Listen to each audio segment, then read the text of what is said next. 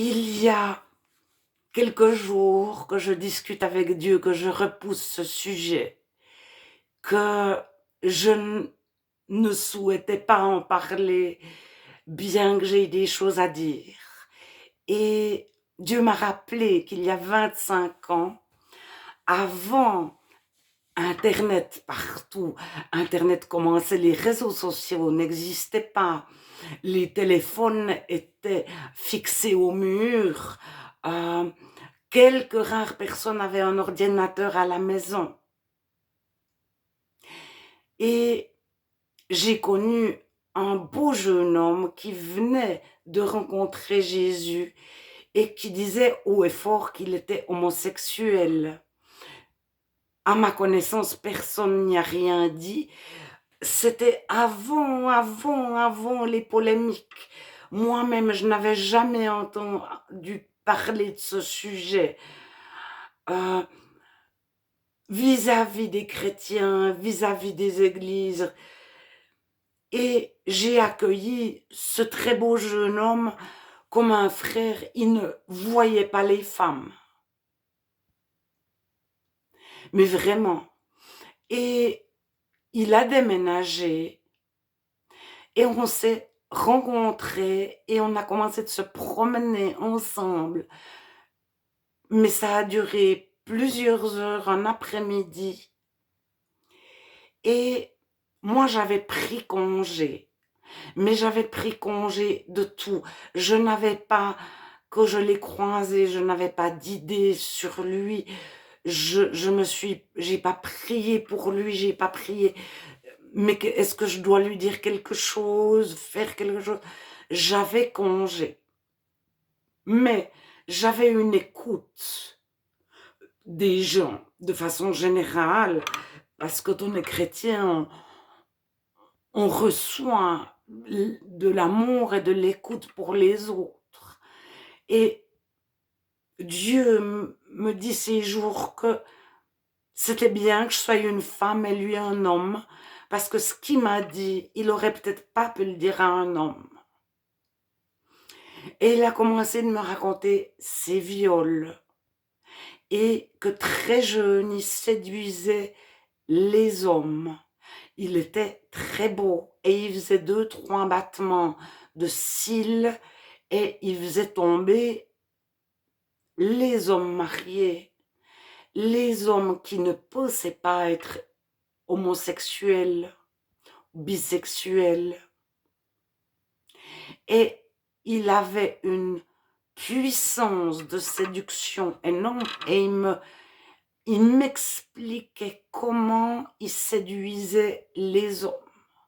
Et ça lui donnait une importance et une supériorité de par sa beauté, de par sa séduction. Et il avait une emprise sur les hommes, surtout ceux qui avaient jamais été avec un homme, mais qui avaient une petite ouverture. Et il essayait de la créer s'il n'y avait pas d'ouverture. Et nous avons marché les deux, mais des fois on était physiquement très très proches parce que ce qu'il me racontait n'intéressait pas les personnes que nous pouvions croiser. Il me disait des choses très confidentielles et au fur et à mesure qu'il parlait, comme il avait identifié, mis des mots sur sa puissance de séduction, elle est partie. Et à la fin de l'après-midi, il a commencé de voir les femmes. Donc il m'avait dit au milieu de la conversation qu'il n'avait jamais donné le moindre bisou tout petit à aucune femme, fille, ado. Et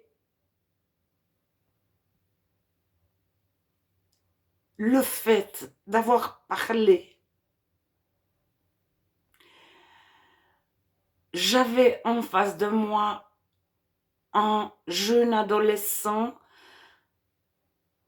vierge, je ne sais pas comment dire autrement, qui ouvrait les yeux sur les filles. J'étais en face de lui. Et tout à coup, il prenait des distances physiques vis-à-vis de moi. Il me regardait en rougissant. Et moi, j'avais beaucoup d'occupations. J'avais une famille qui m'attendait.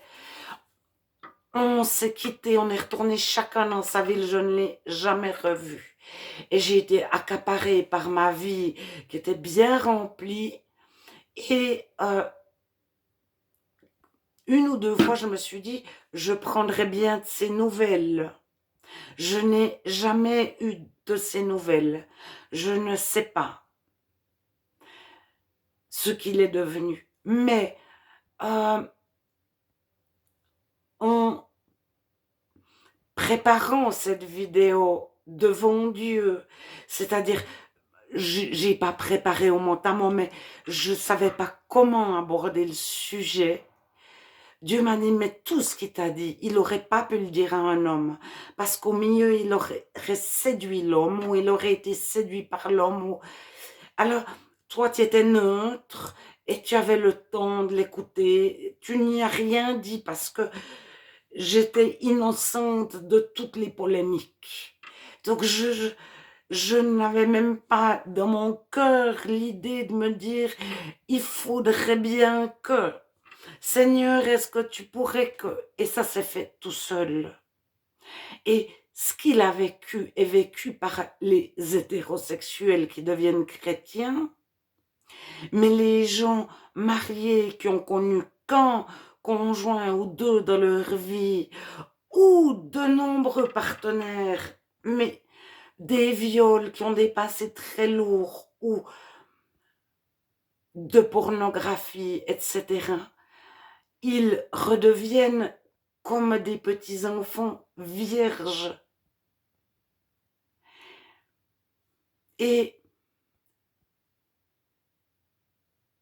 la nouvelle naissance apporte une nouvelle personne. On voit la vie différemment. On est différemment. On renaît une nouvelle personne. Aimer, aimer, aimer, aimer de Dieu.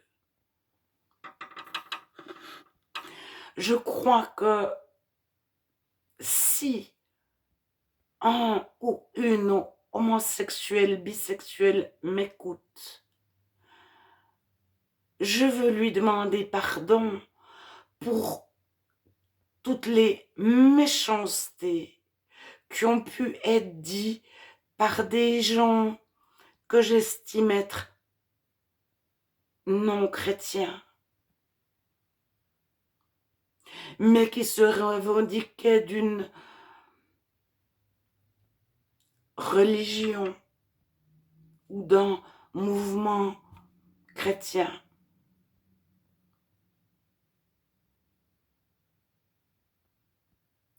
Et j'ai lu des choses, je suis intervenue des fois sur Internet, il y a des années de ça, devant la haine. Et je demandais à la personne, es-tu sûr que toi-même, tu n'es pas homosexuel, bisexuel, et que tu n'es pas en train de lutter contre toi-même?